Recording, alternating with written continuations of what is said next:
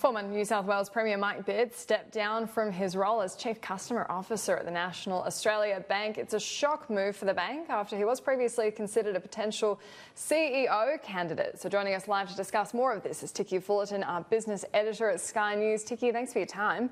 Now, what do you think's behind this move?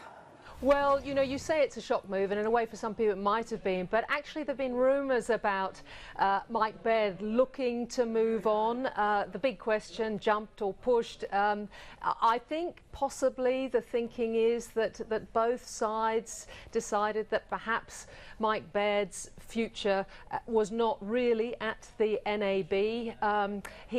Remember, he'd been hired by Andrew Thorburn at the NAB to run the business division. He's ended up with a new chairman and a new CEO in Ross McEwen running really the retail side, the mortgage side. That, for whatever reason, hasn't gone brilliantly. It's been very tough out there in a post-Hayne environment. I think the new chairman, Phil Cronican, has said that the bank is, this was in November, intent on recovering lost ground in the home lending space, and it needed to sharpen up its act. So the question is whether Mike Baird, who actually decided not to be in the running for CEO mid-last year for NAB, he pulled out of that, citing family illness.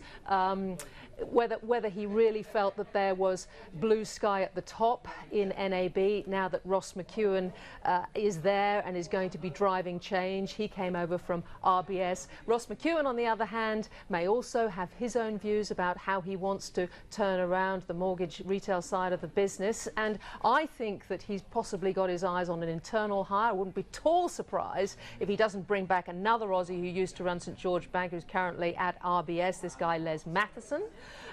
So then the story is, Annalise, well, what does happen to Mike Baird? And a couple of options there. I mean, people are possibly talking about the Westpac CEO position. Now, that is still open with an acting position in there after Bryan Hartzer stepped down. But equally, I think there's an awful lot of noise going on in federal politics because, of course, his old state seat was up around Wahroonga. Zali Steggall's there as an independent, having knocked off Tony Abbott. Could he perhaps sit himself on a couple of boards and do the groundwork that he needs to do to hop into federal politics?